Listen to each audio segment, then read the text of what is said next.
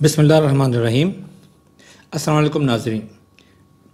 आज का lecture English ज़ुबान के एक ऐसे मॉडल वर्ब के बारे में है जो कि अक्सर व बेशतर हमारे यहाँ तालिब इल्मों को कंफ्यूज करता है।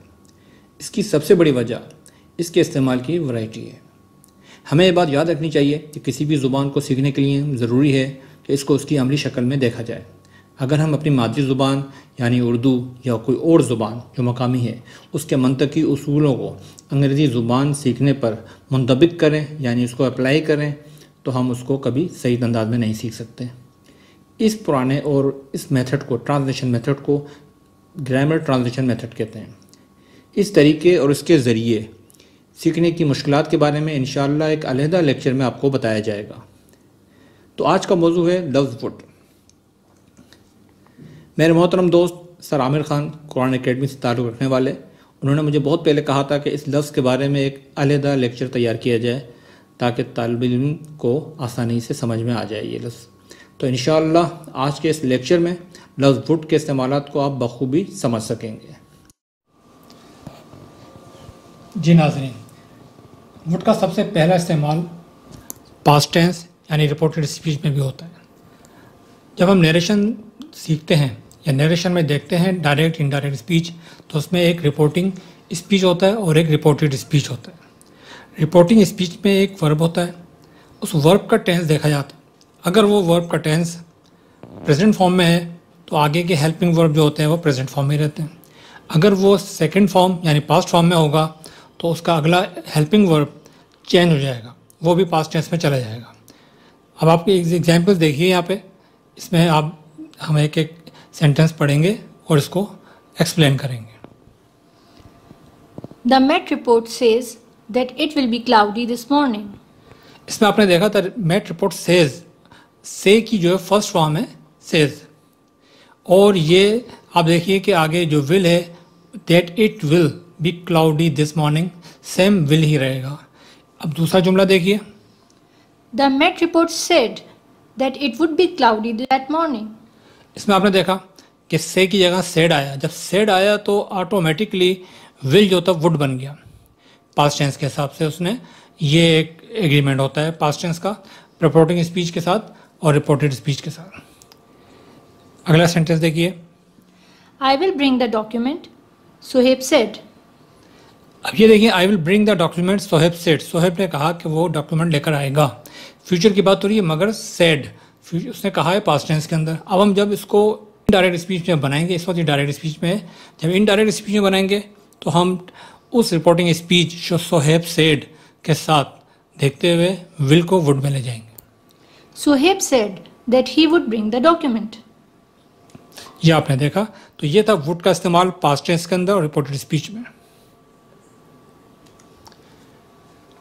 दूसरा यूज वुड का इमेजिनरी होता है, अनरियल सिचुएशन में होता है। यानी या तो सिचुएशन अनरियल होगी या इमेजिनरी होगी, हकीकत में वो काम नहीं हुआ होगा। इसके सेंटेंस एक एक करके हम देखते हैं और उसको आपको बताते जाते हैं। Would that I were in power.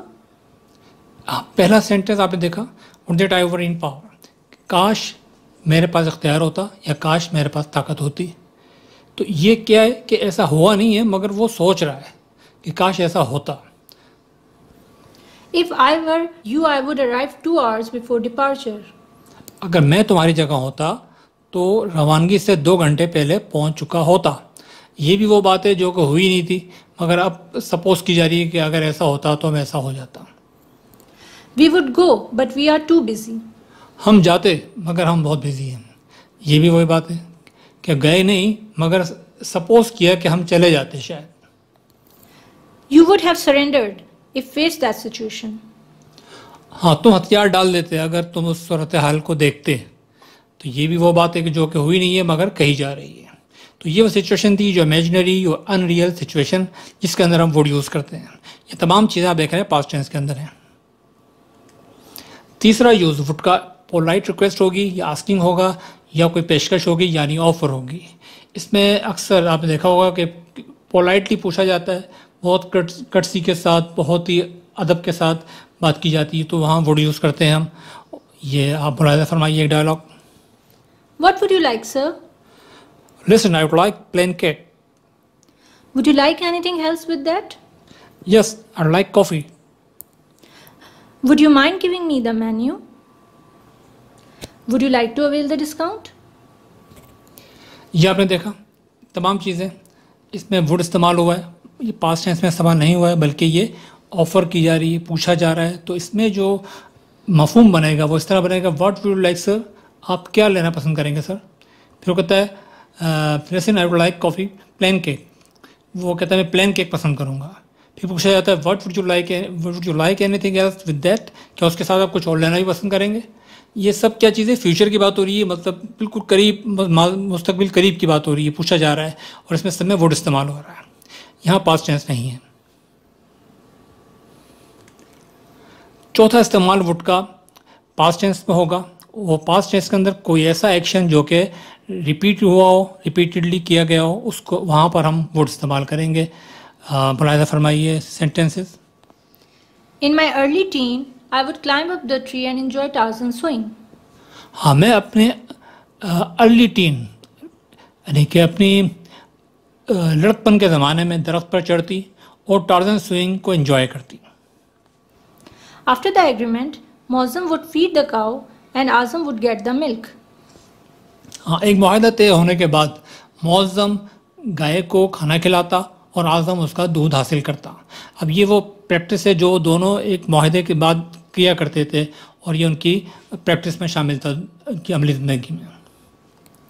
In the lockdown times, people would look for sanitizers. Lockdown time के ज़माने में लोग सैनिटाइजर्स तलाश किया करते थे। She would visit library for preparation of research paper. वो मकाले की तैयारी के लिए लाइब्रेरी जाया करती थी। तो ये भी वो काम है जो कि रिपीटेडली माजी में हुआ करता था। तो ये 4 इस्तेमाल थे वुड के। अब हम चारों इस्तेमाल को एक दफ़ा दोबारा रिकैप करते हैं। पहला इस्तेमाल था पास्ट टेंस के अंदर, रिपोर्टेड स्पीच के अंदर। एग्जाम्पल्स आप यहाँ एक कोट करेंगे ज़रूर। Sohaib said that he would bring the document. इसी तरह इन इमेजिनरी और अनरियल सिचुएशन में आपने देखा would that I were in power. In polite request और आस्किंग और ऑफर में what would you like sir. In repeated past action she would visit library for preparation of research paper. तो नाज़रीन, ये थे वो 4 यूज़ जो वुड के किए जाते हैं और यही इस्तेमाल होते हैं गुफ्तगू में भी, यही इस्तेमाल होते हैं राइटिंग में भी। इनको आप अच्छी तरह देख लें और इसको यूज़ करें, इसको ऑब्ज़र्व करें, इसको अपने लैंग्वेज में राइटिंग में भी और स्पीच में भी यूज़ करें इसको। इंशाल्लाह उम्मीद है आपको ये समझ में आए होंगे। आपसे रिक्वेस्ट है कि इस चैनल को सब्सक्राइब कीजिए ताकि आपको आने वाली वीडियो मिलती रहें। बेल आइकन को क्लिक कीजिए, इसको लाइक कीजिए और सीखिए। Thank you very much.